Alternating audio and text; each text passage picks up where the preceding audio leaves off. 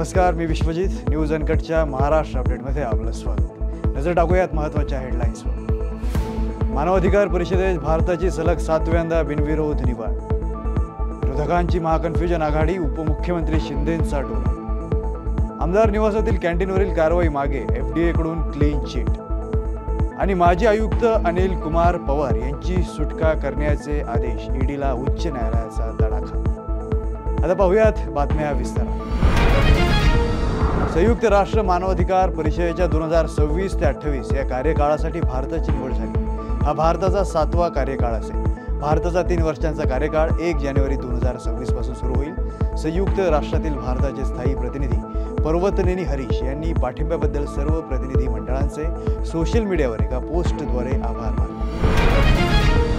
पराभव दिसत असल्यामुळे विरोधकांच्या पायाखालची वाळू सरकली आहे. EVM मशीन आणि मतदार याद्यांबाबत महाविकास आघाडीनं निवडणूक आयोगावर घेतलेला संशय बिनबुडाचा असल्याचं सांगत उपमुख्यमंत्री एकनाथ शिंदे यांनी विरोधकांची महाकन्फ्युजन आघाडी झाल्याची टीका केली. खऱ्या अर्थाने मी कालही म्हणालो की महाविकास आघाडी नाही तर महाकन्फ्यूज आघाडी आहे. म्हणजे काय त्यांना बोलावं आणि काय करावं हे सुधरत नाही आहे. त्यामुळे खऱ्या अर्थाने ही जी काही त्यांची मागणी आहे निवडणुका पुढे ढकलण्याची, यावरून त्यांना त्यांचा पराभव समोर दिसू लागलेला आहे आणि त्यामुळेच त्यांच्या पायाखालची वाळू सरकली आहे. महायुती जिंकणार याची खात्री त्यांना झालेली आहे. कारण विधानसभेच्या नुकत्याच झालेल्या निवडणुकीमध्ये महायुतीने प्रचंड मोठं यश मिळवलं आणि महाराष्ट्रातल्या जनतेने, लाडक्या बहिणींनी, भावांनी, शेतकऱ्यांनी त्यांना विरोधी पक्ष नेता बनण्या इतकं देखील संख्याबळ मिळू दिलं नाही.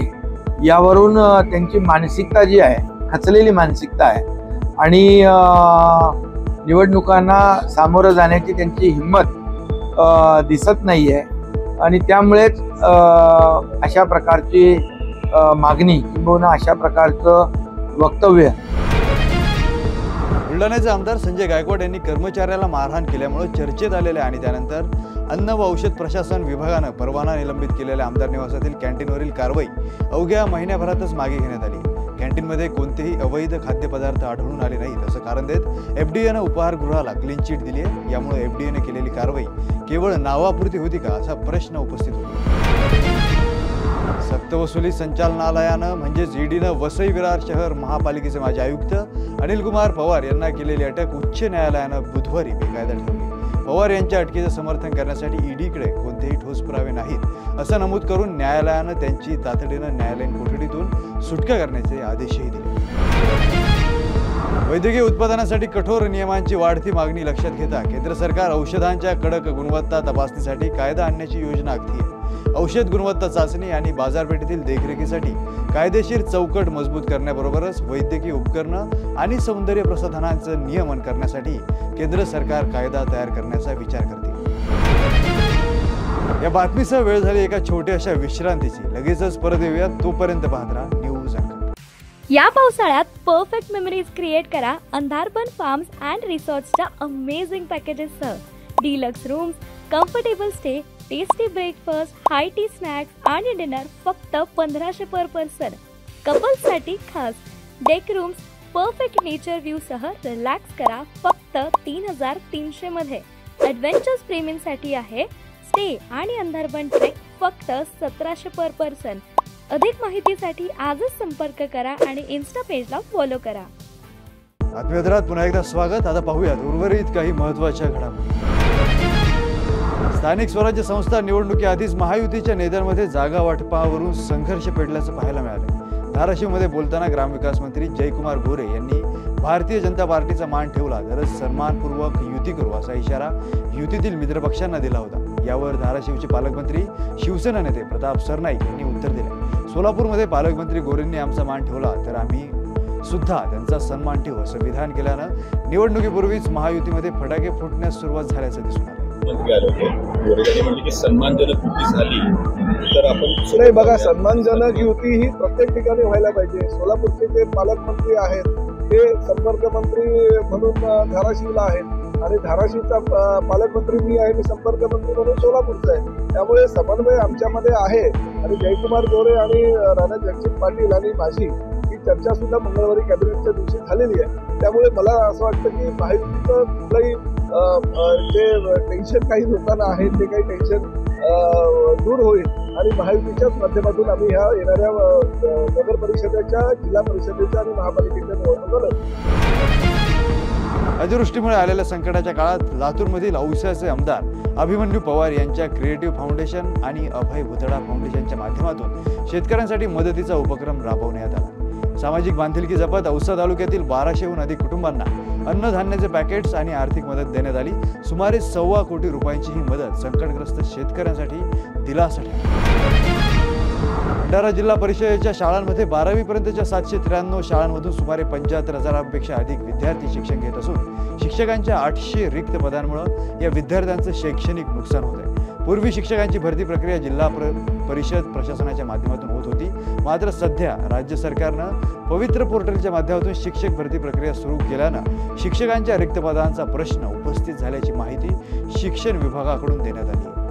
सर, जिल्हा परिषद भंडारा अंतर्गत प्राथमिक शाळांचा विचार केला तर जवळपास 441 पदं रिक्त आहेत आणि माध्यमिक शाळांमध्ये 213 पदं म्हणजे माध्यमिक आणि उच्च माध्यमिक शाळांमध्ये आमच्याकडे रिक्त आहेत.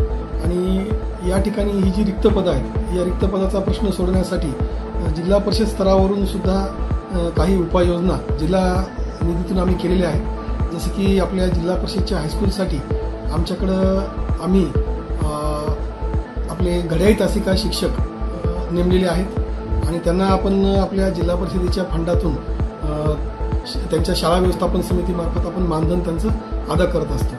त्याचबरोबर सर, प्राथमिक शाळांमध्ये आतापर्यंत मुख्यमंत्री युवा कार्य प्रशिक्षण योजनेअंतर्गत 11 महिन्यासाठी 713 D.Ed. B.Ed. स्वयंसेवकाची म्हणजे पदं आपण भरलेली होती. त्यांचा कालावधी आता संपलेला आहे आणि त्यामुळं जिल्हा परिषदेच्या मागच्या झालेल्या सर्वसाधारण सभेमध्ये याबाबत ठराव झाला आणि त्यानुसार जिल्ह्यामध्ये जिथं जिथं रिक्त पदाचा प्रश्न गंभीर आहे अशा ठिकाणी स्वयंसेवक मानधन तत्वावर नेमण्यासाठी JB मधून मंजुरी मिळाली.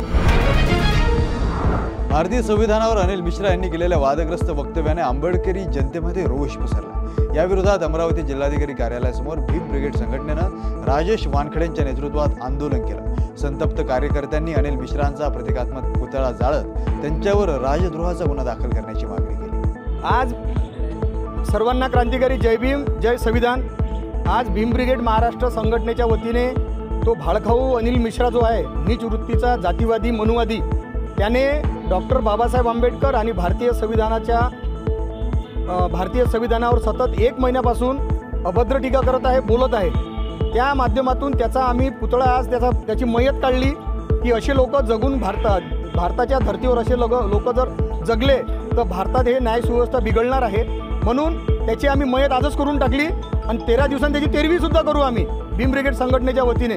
जर त्याच्यावर देशद्रोहाचा गुन्हा दाखल झाला नाही तर आम्ही 13 दिवसानंतर त्याची 13वीसुद्धा करू. तो नेहमी डॉक्टर बाबासाहेब आंबेडकरांना नेहमी बोलत आहे, शिवीगाळ करत आहे आणि भारतीय संविधानावर शिवीगाळ करत आहे. त्याच्यावर देशद्रोहाचा गुन्हा दाखल झाला पाहिजे आणि त्याच्यावर ॲट्रॉसिटी ॲक्ट दाखल झाली पाहिजे, जेणेकरून समोर उत्सव आहे, सर्व सण त्योहार आहे, म्हणून भारताची हे न्याय सुव्यवस्था बिघडली नाही पाहिजे. म्हणून त्यासाठी आम्ही आज राष्ट्रपती यांना, जिल्हा अधिकारी यांच्या माध्यमातून राष्ट्रपती यांना निवेदन दिले की त्याच्यावर देशद्रोहाचा गुन्हा दाखल आणि ॲट्रॉसिटी ॲक्ट दाखल झाला पाहिजे. म्हणून आम्ही त्याचे आज तिथं निवेदन दिले आहे कलेक्टर साहेबांना व त्याची नशा करण्यासाठी वापरल्या जाणाऱ्या कप सिरपचा मोठा साठा छत्रपती संभाजीनगरमध्ये जप्त करण्यात आला आहे. या कारवाईत गुन्हे शाखेनं आंतरराज्यीय रॅकेट उद्ध्वस्त करत 77,44,000 रुपये किमतीच्या 18,360 बाटल्या जप्त केल्या. यात मध्य प्रदेश आणि अहमदाबादच्या 2 आरोपींचा समावेश असल्याची माहिती पोलीस आयुक्त प्रवीण पवार यांनी दिली. 9 तारखेला आम्हाला एक माहिती अशी मिळाली होती की धुळ्याचा एक आरोपी आहे कल्पेश चंदूलाल अग्रवाल, हा सप्लाय चेनमध्ये नवीन एंट्री करण्यात आहे आणि त्यांनी आपल्या शहरामध्ये सय्यद नबी सय्यद लाल याला नशेच्या टॅबलेट्स देण्याकरता तो या ठिकाणी आणि कोडिन सिरपचे बॉटल घेऊन येत अशी माहिती मिळालेली होती. त्यावेळी त्या दोघांनाही त्या ठिकाणी पकडण्यात आलं होतं. त्यांच्याकडून नार्कोटिक्सचा मुद्देमाल हा जप्त करण्यात आलेला होता. त्यांची अटक करून कस्टडी घेण्यात आलेली होती. त्यांच्या चौकशीमध्ये निष्पन्न झालं की त्यांचा अजून मोठा साठा हा धुळ्याला आहे. धुळ्याला आमची टीम रवाना झाली. त्या ठिकाणी जवळपास आमच्या लोकांनी 600च्या वर कोडिनच्या बॉटल त्या ठिकाणी 6 बॉक्समध्ये जप्त केल्या. त्यानंतर आणखीन ॲडिशनल माहिती मिळाली की त्याच्यामध्ये आरोपी जे आहेत ते प्रामुख्याने एक होलसेल विक्रेते आहेत गुजरातमध्ये अहमदाबादला, आणि मध्य प्रदेश इंदोर येथून हा माल सप्लायचं चेन. या बातमीसह महाराष्ट्र अपडेटमध्ये इथेच थांबूया. पाहत राहा